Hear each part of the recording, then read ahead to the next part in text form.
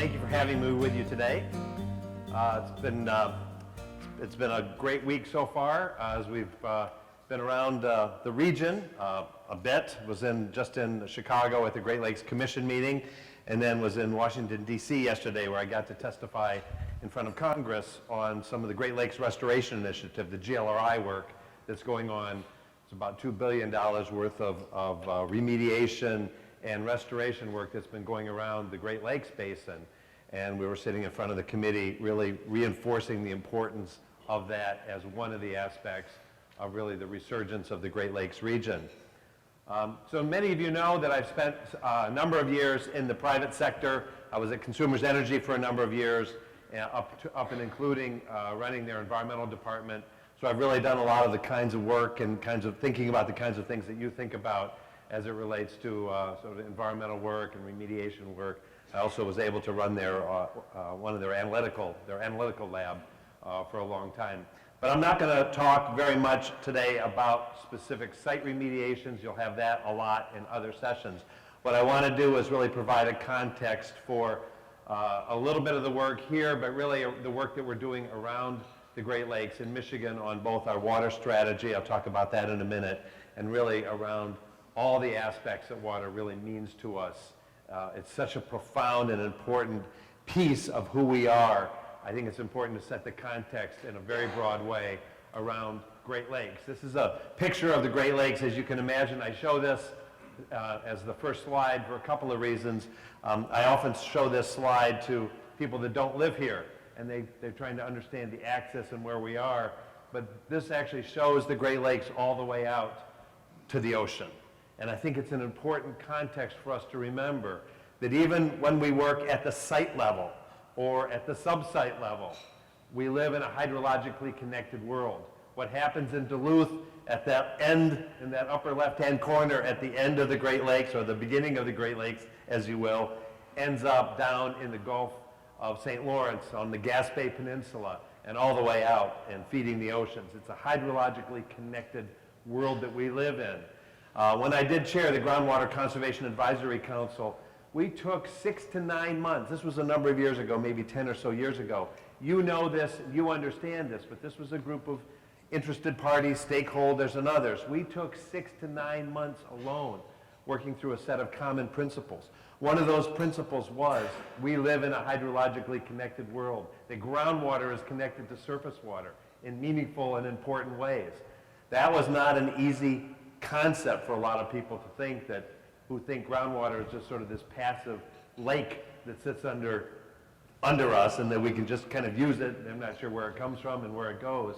But this notion that we live in this beautiful, vast, important, critical, and at times fragile system is really the point. And plus, it's kind of nice to show people from China and Brazil who we are and where we are, and then they try to figure out how the world kind of sits on an axis here. A couple of more images or visions that we have, the way we look at this region that we live in. I really like to contextualize the Great Lakes, and I like to do that through other people's points of view. This is a point of view that a gentleman out of a landscape architecture firm, or actually an architecture firm out of Chicago gives. The firm is Skidmore, Owings & Merrill, and his work is really around Phil Enquist is his name, and his work is really around something called the Great Lakes Century. He's positing that this next 100 years will be the Great Lakes Century, will be the resurgence and the re-establishment of the Great Lakes region, the continuation really of it, although we've had a bit of a hiatus over a bit of time here, as really one of the dominant places in the world, economically, ecologically, etc. His notion is that this corridor that runs from Quebec all the way down to Chicago is this important artery. This was the artery of trade in the 16th, 17th, 18th century, and it continues to be. But remember, there's 3 arteries of trade that really run through there. The one that we were all based on is the hydrologic model, right? It was the transportation corridor for fur and for timber and for coal and for ore and for all the other things. But it's also a powerful railroad corridor, and it's also a powerful road corridor. This is where our people are. They live in this principally and predominantly in this access between Quebec and Chicago, and then up in that upper left-hand corner. And then that's not to diminish Milwaukee and the other places too, but this is really where the bulk of our population lives and where the bulk of our industries are. As you move north, you move into the working lands, into forest lands and into farmlands. And as you move farther north, you work up into more of the of wildlands, way up in the north of Superior and up into the subboreal and the boreal. His notion of what this Great Lakes region looks like from his perspective, and I like it. It just gives me another notion, again, about this connectivity all the way out. Now his Great Lakes Basin stops around Quebec, but our conception really does go all the way out to the ocean. Here's another one. Groundwater, and I'll come back to groundwater in a minute, but here's another one. Despite living in a basin of 6 quadrillion gallons of water, everybody talks about the 20% of fresh water and the 90% of U.S. I like to think about 6 quadrillion gallons of fresh water in the Great Lakes Basin. You know, try to do the math on 10% of quadrillion. You'll end up with a sheet of paper and you're crossing out zeros, trying to figure out how many trillion gallons that is, just of 10%. Groundwater in the Great Lakes Basin, we think, it's a tough estimate, USGS helps us, is about another quadrillion gallons on top of that. However, unlike the lakes, groundwater, as you know, is not evenly distributed everywhere. I'm not going to go through in detail this map, but red is tight soils, low groundwater yields. The blue, the prolific aquifers in Michigan, as you can tell, up on the headlands and in southwest Michigan, and really up into Oakland County and that sort of neck of the woods are the 3 really dominant prolific aquifers in this state. Groundwater is not evenly distributed. Access to it is not evenly distributed. Even though we live in a region of ubiquity, on the groundwater side in particular, there are regions of scarcity or regions where that groundwater resource can be pushed pretty hard. And we can talk about places like Ottawa County and up in the Thumb and others if you want some examples of that. Another view of water is this. Where is this in Michigan? This is the Saginaw Bay. I like the way that nature understood straight lines in Saginaw Bay. I don't know why they wander all over everywhere else with meanders, but in Saginaw Bay, nature seems to like a straight line, correct? Saginaw Bay is a hydrologically managed system. I mean, one of the themes you'll hear me talk about is the Great Lakes are largely a managed system at this state, and I'll show you some evidence to that state. It's a tough one for people. I understand sort of the emotional response is to want to think about the Great Lakes as sort of this great, vast, sort of untouched, pristine, important, and it is, and it has elements of that. But I also want to tell you that it is a managed system, and what we have to do is get better at managing it. Recognize that we have to manage it, we have to manage aspects of it. And in the Saginaw Bay alone, if you look at just the hydrologic disruptions that have occurred, the channeling that has occurred, the amount of water that we shunt out of the system quickly, from precipitation all the way to the bay as quickly as we can, it is a managed system. So that's another aspect of water and water management. So I've taken you sort of from this global basin concept, giving you a couple of perspectives on that, down to very much a local level. And we can keep drilling down if we wanted to. I could keep showing you more and more fine pictures all the way down to tiling a field, for instance, right? I won't spend all that time doing it, but I want to jump in here to some work that we've been doing over roughly the past 3 years. Some of you have seen this, some of you may have participated in conversations that we've had over the last 3 years, really on sustaining Michigan's water heritage. This is the name that came to us for a project that the governor asked us to take on, and that's really understanding water and the strategy of water for the state of Michigan. The governor had a pretty simple request to us. He said, we have all this water, what's our strategy? Now, that sounds like a CEO. That sounds less like a governor. Sounds more like a CEO, and that does underlie his roots as a CEO and PricewaterhouseCoopers, a mergers and acquisitions guy, and a CPA kind of person. He said, we have all this water, what's our strategy? And then he said, oh, by the way, make sure you think about that strategy in an ecosystem context. He didn't tell us what he thought that was. That was our job to figure out and to try to come up with this strategy. So what I want to do for my time here is to sort of walk you through our thinking and actually what I'm going to do is walk you through your thinking.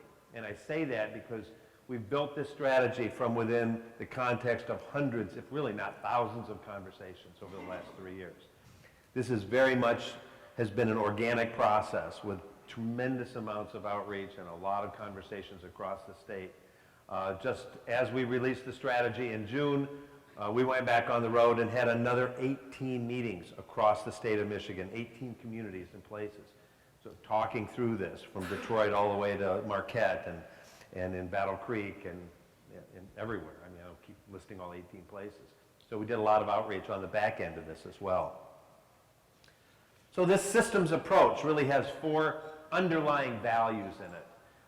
There's going to be 9 areas, 9 goals that we talk about, but really I want to mention these 4 things.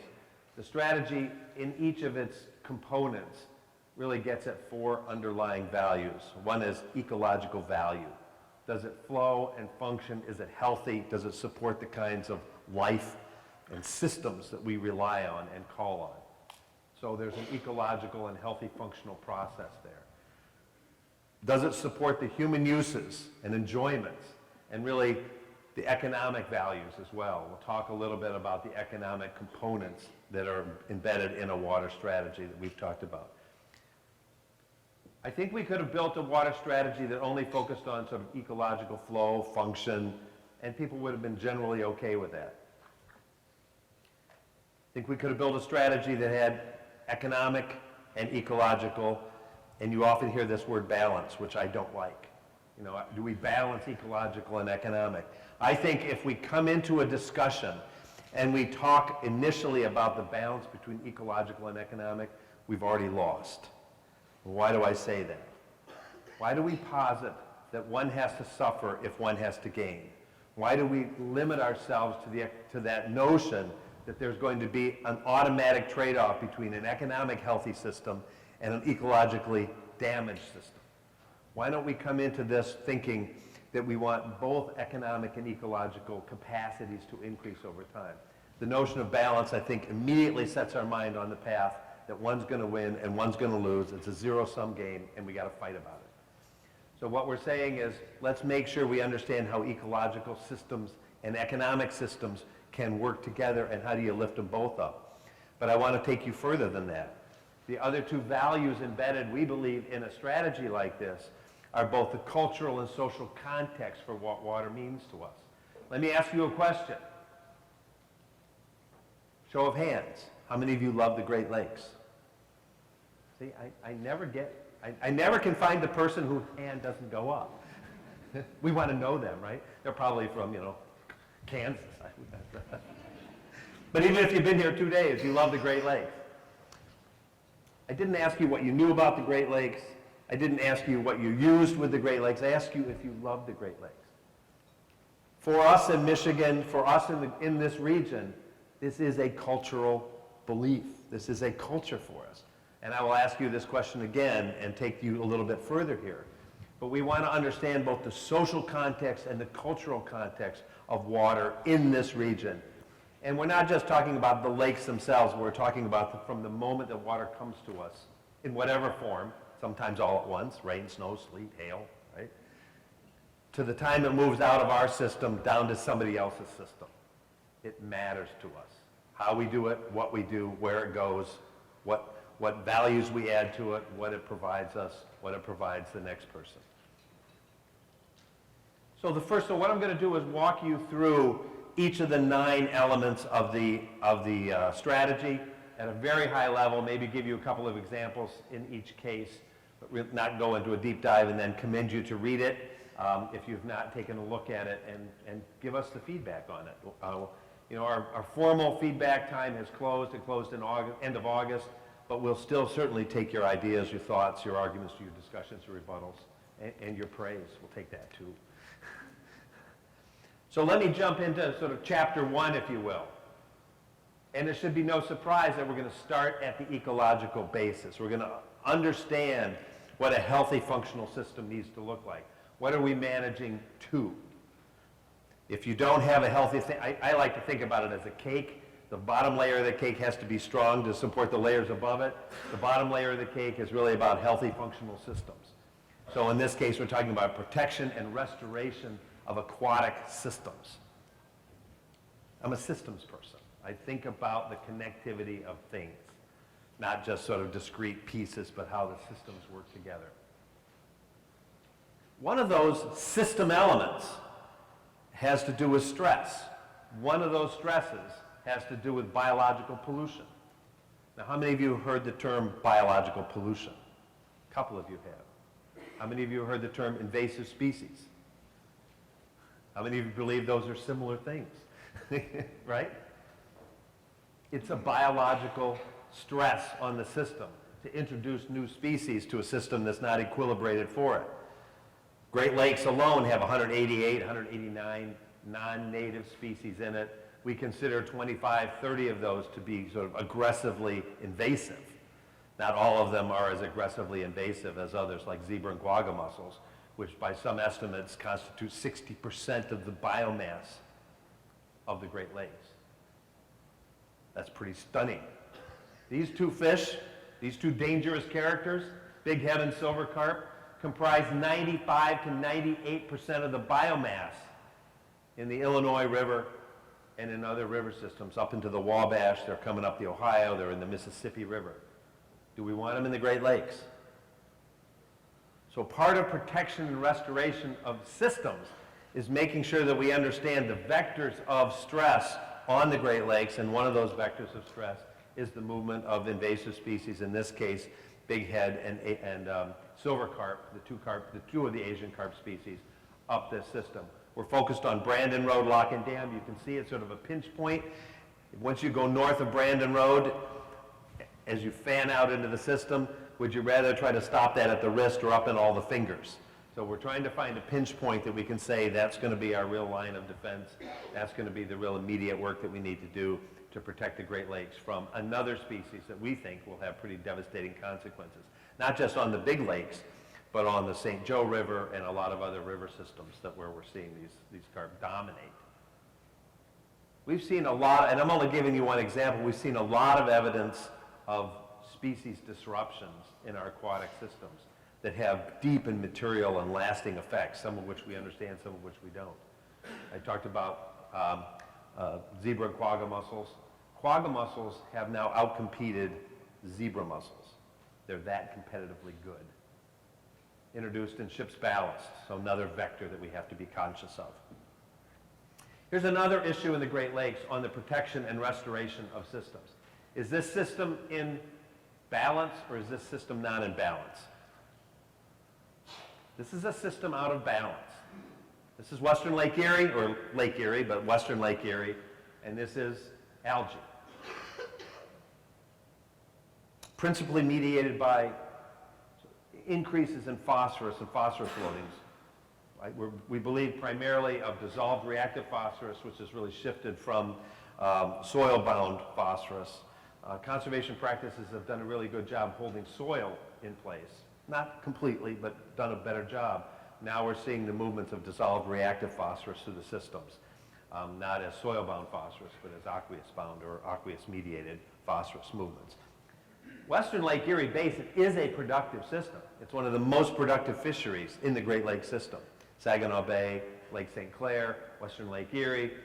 These are productive systems, but it's very easy to tip them over into hyperproductivity or into eutrophy, right? This is a eutrophic system or a hypertrophic system in this case.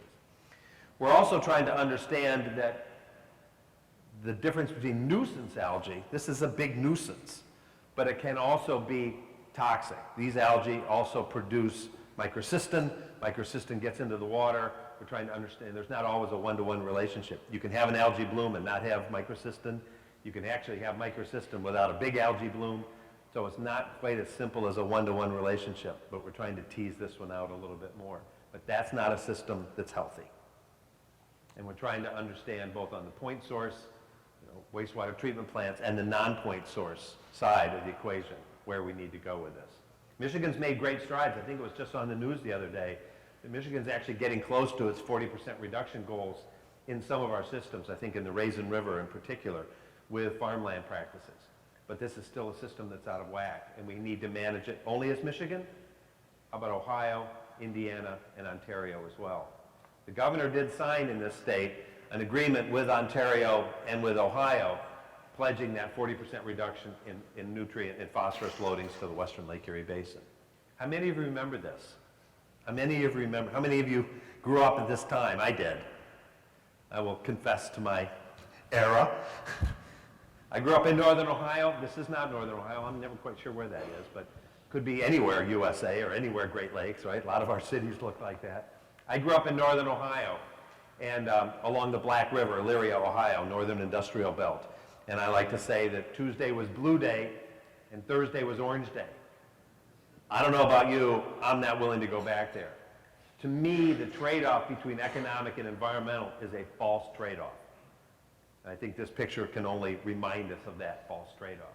This was a pretty powerful economic time. But you know what? We're still digging our way out of it. There's still drag in our system.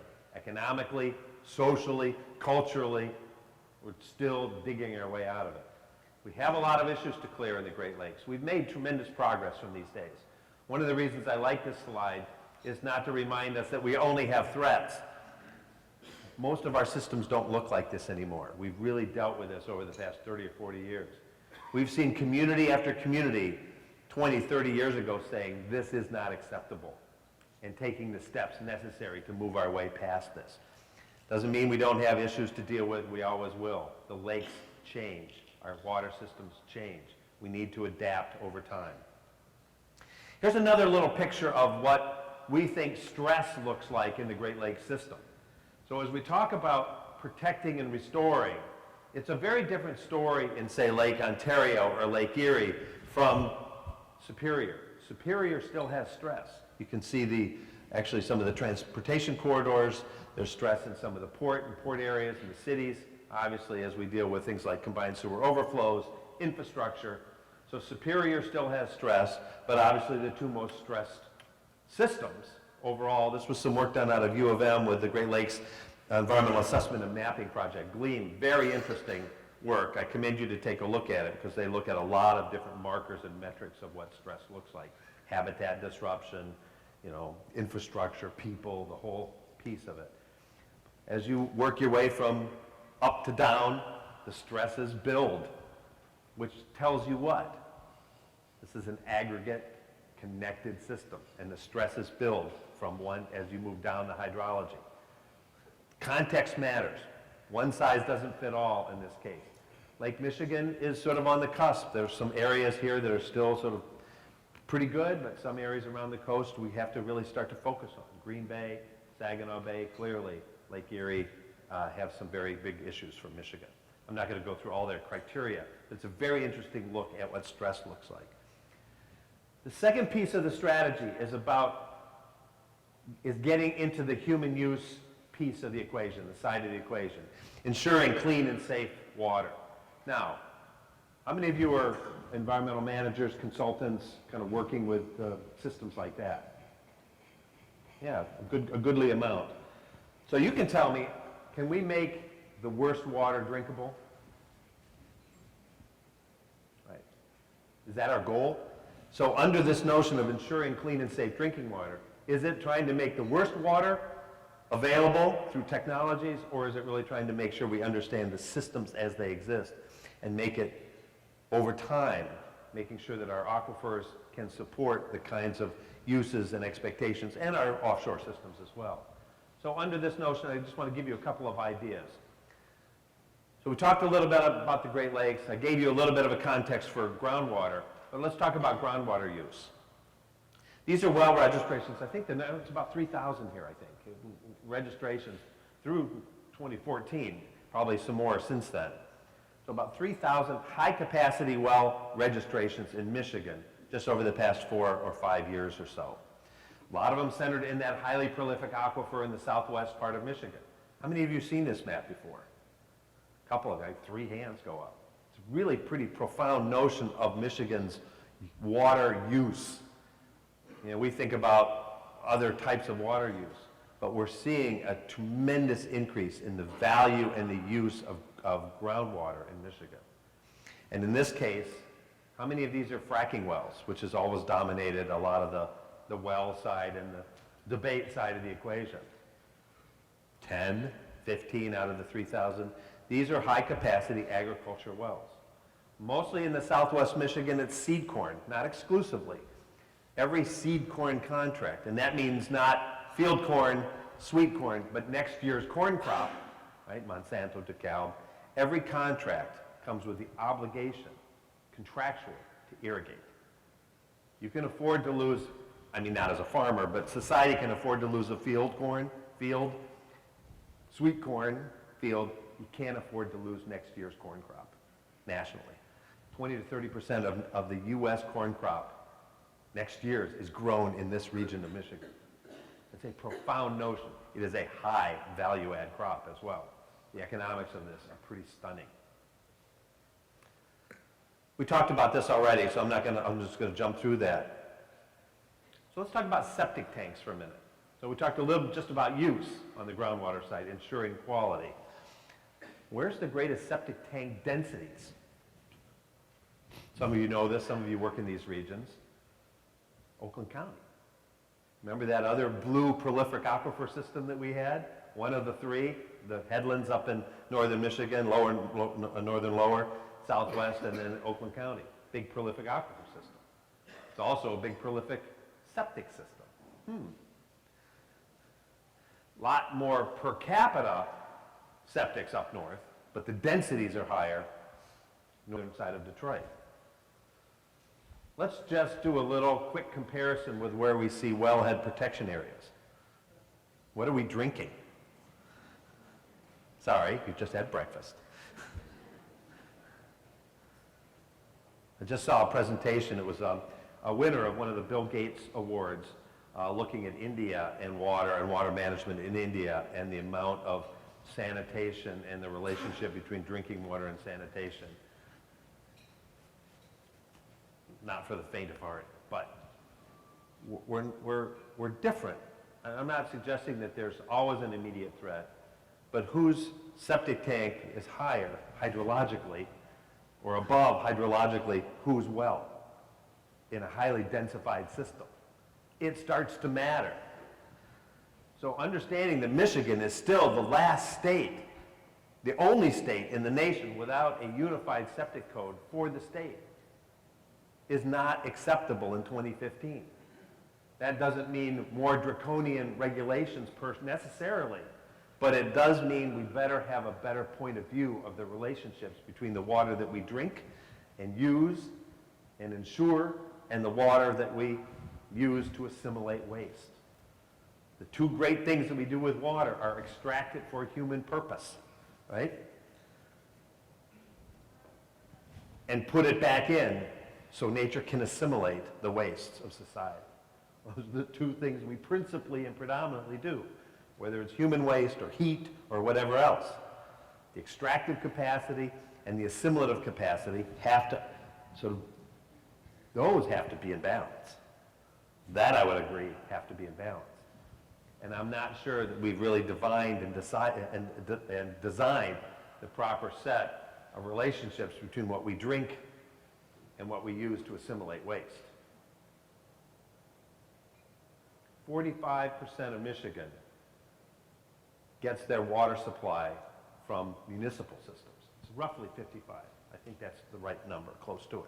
55% of the people in Michigan self-supply. How often do they test their water? Once a day? Once a week? Once a month? Once a year? I'm not arguing that we have to do that once a day, which the municipal systems do. But what's the relationship between these things? It's an important notion for us. Well, let me shift gears, go to a happier note. Where is this picture taken? Now, if I showed you that picture 10 years ago and said, where was that picture taken? Where would that be? Not in the Detroit riverfront. $140, $150 million worth of work. The one thing I actually love about this picture is Faye Nelson was the director of the Detroit Riverfront Conservancy, and she told me once they would not pour an ounce of concrete for this restoration until they had $1 in the bank for its long-term management and maintenance. They built the capacities to maintain the system behind it. There's always federal dollars, there's always grant dollars, there's always interest and philanthropy dollars in building something new.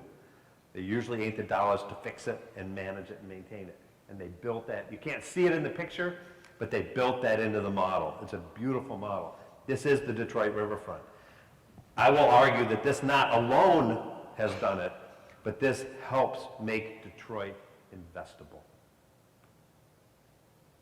This is the front door to the city. This has been an important renovation for the city of Detroit to turn its face back to its 300-year history of relationship with the river. It is its great water. And this has been an important manifestation. There's other examples around the Basin. This is Milliken Park, right into first urban park we've had, City Park, as a state park. But there are other examples at scale. Upper left-hand corner, I believe, is Grand Rapids. You've all heard the notion, put the rapids back in Grand Rapids. There will be ecological benefits to that. There may be economic benefits to that. But what will there really be? Remember those 4 things I talked to you about before? What were the other 2 that we're really interested in? Cultural and social. What does putting the rapids back in Grand Rapids mean to the people of Grand Rapids? Socially. How does it change the way they think about themselves in relationship to the resource? How will it change their notion of water as an investment, as infrastructure as an investment? If I don't have a relationship with something, how am I likely to invest in it over time? How does it change that relationship with the resource? It's a critical element. If we don't remember the people in this equation, we're really missing out. If we treat this as an engineering problem only, we're missing out. This is a people problem or a people context. Placemaking. This is the concept of placemaking. Place matters. And I'm not just talking about the big waters and the big ports and, and the Great Lakes coast. This also matters to Grand Ledge, to Hillsdale, to Ann Arbor.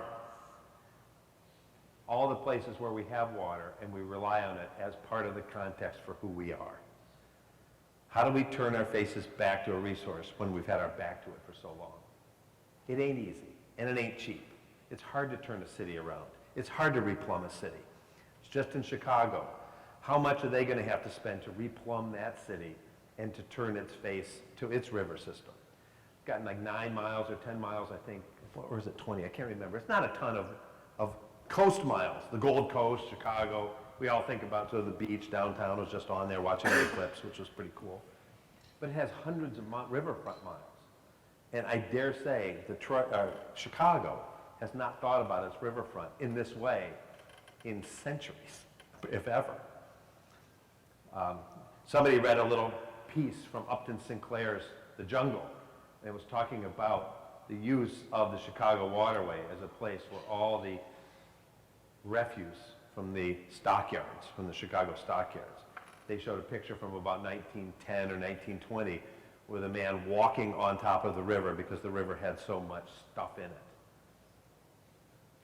We've not had a healthy relationship with our water in a very long time. I'm hoping that you're seeing that. We're seeing that change.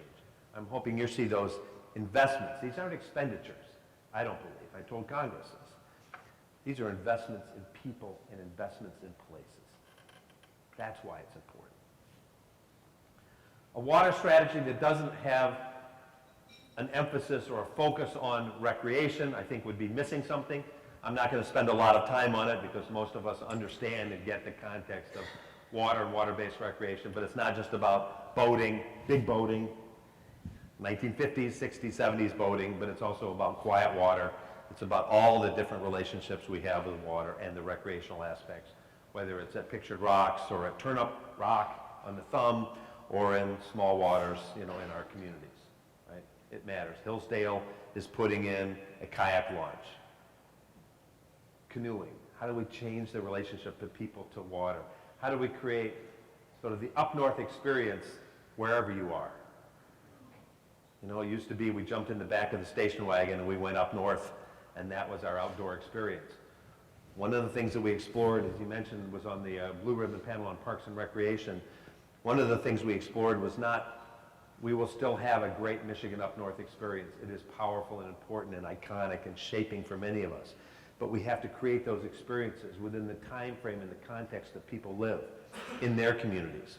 So how do we couple things like green infrastructure, which is a weird name, which I hate, because what public thinks about infrastructure, right? They want to think about places to go, places to play, places to enjoy. So green infrastructure in my mind are little parks, little places of green, little respites.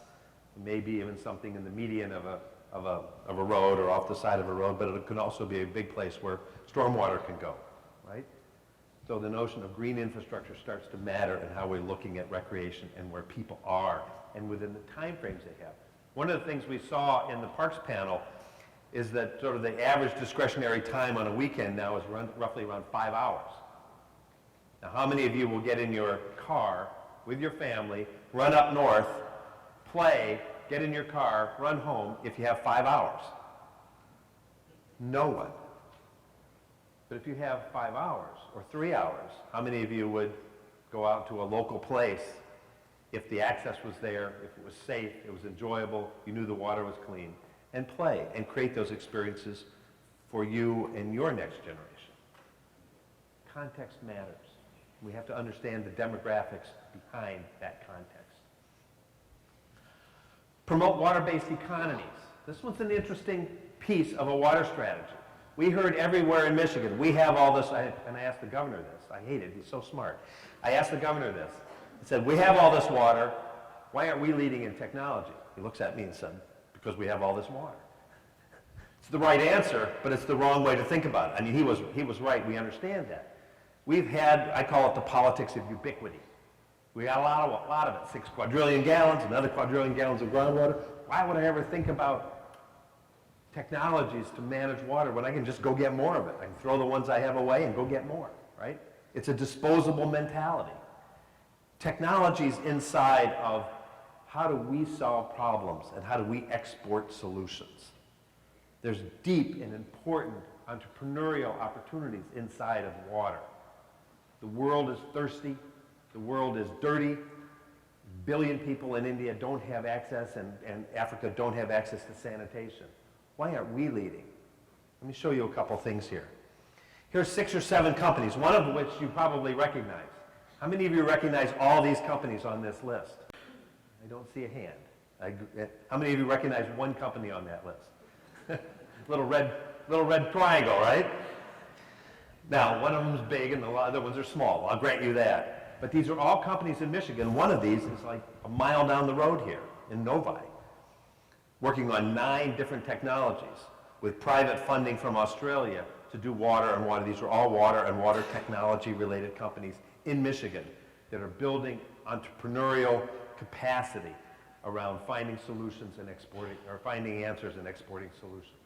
This is important. What we need to do in Michigan, as we see in Ontario and Wisconsin and other places, is learn how to accelerate this. We've got all the pieces here. We know how to innovate. We have venture capital. We have design, fabrication. We have advanced manufacturing. We have all the pieces here. We've never really thought about ourselves in this way. I'm not going to spend a ton of time on it, but I really urge you to help us along this path of really looking at Michigan as a place where innovation happens. And here's why. You might know the point I'm going to make because it jumps out at you in red. 2 more billion people entering the world population over the next 30 years or so.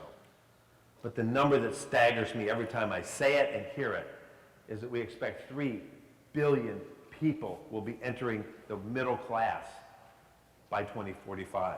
Now that's not US middle class, that's worldwide middle class standards.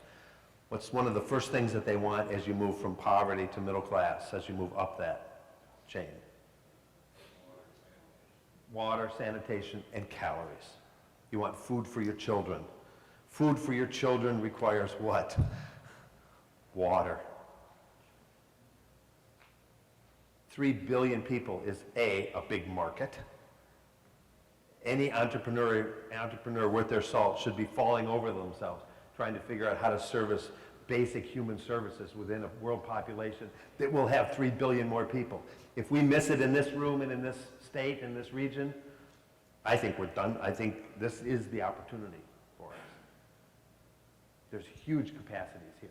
I'm not going to go through this whole thing, but there's some pretty staggering statistics on that chart that should sort of put the hair on the back of your neck up a little bit on any one of those things. On the other side, the Great Lakes is the third largest economy in the world when you aggregate it up. There's another beautiful image of the Great Lakes. Quebec is a really big place, by the way. Kind of makes Michigan look a little small as a geographic mass, right? I love that picture. Just in the time we've been doing this, a couple of years, Great Lakes have moved from 4th to 3rd on that list of powerful economies. So what I want to posit to you is, how does the 3rd largest economy in the world, as a region, with an obligation for managing the world's greatest freshwater source, turn its economic capacities towards the maintenance of that system itself? Why do we presume necessarily this to be somebody else's problem? How do we create the economic capacities from the creation of wealth in the 3rd largest economic region of the world to self-service things like ecological capacity and function, healthy functional systems, access to clean, safe drinking water in our own region and elsewhere, and build economies for world market? Not only all of that, but we have access to world market through a water network that is really second to none in the world. As an inland part of the world, with that kind of water system. I'll be in Copenhagen just next week, Sunday through next week, and we're going to be working with the Baltic Development Corporation, the Rhine River Commission.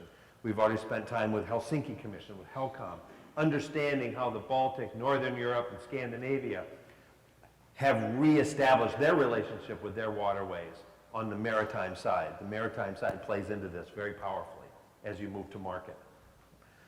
Cognizant of my time here, I got, two.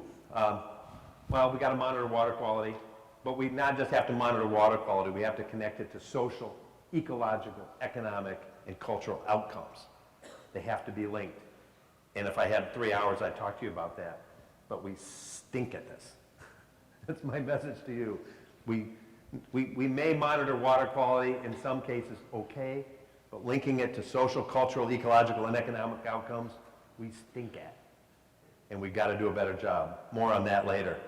Infrastructure. How many of you believe that we have great infrastructure for water? If you don't believe me, there's our investment curves. We're underinvesting, and we continue to underinvest, and we continue to grow debt over our investments, even though it's not enough. And if you don't believe me, that's still the state of some of our drinking water infrastructure in Michigan. Those wooden pipes came out not too long ago in one of our cities. I said wooden pipes. You know this. Some of you dug them up, right? Now, well, long conversation on infrastructure, but it's a critical path item for healthy functional systems. I'm going to skip governance. It takes a little bit of time to talk through. It's really about decision making and understanding that we make decisions, thousands and tens and hundreds of thousands of them a day in a very distributed environment. There is no central group that plans water and manages water. We do it through the lens of thousands of decisions. Give you one statistic alone. How many intercounty drainage districts do we have in Michigan that facilitate the flow of water in one drain from one county to another? 1,100. And they're managed by 2 people over in the Department of Ag. And the last one I'll leave you with here is stewardship. If I gave you a bucket and I said, I'm going to be back in 20 years, Craig, and I want there to be more stewardship in that bucket, will more people care in 20 or 30 years than they do now? The question is, strategically and thoughtfully, how are we going to get there? What are we going to do to engender more care? If we don't do this one, I think 1 through 8, I won't say are lost, but I will argue that they get worse and harder and harder. If people don't understand the relationships between the things they want, healthy systems, access to water, places to play, places to work, places to build an economy, places to build a family, right? Places to grow a business. If we don't connect those dots in ways that inspire stewardship and care, if that bucket is less empty in 30 years, we have not done our job. Not my jobs. This is one of my most passionate pieces, but I would argue this is our job. We have to inspire stewardship. We have to connect people to water. We have to tell the story of why it's important in terms of people understand and get and see and value. I want more stewardship in the stewardship bucket. And we want to be thoughtful about how we do that. We want to be strategic about how we do that. I don't want it just to be an outcome of other stuff. I want it to be part of the core strategy. With that, I will say thank you.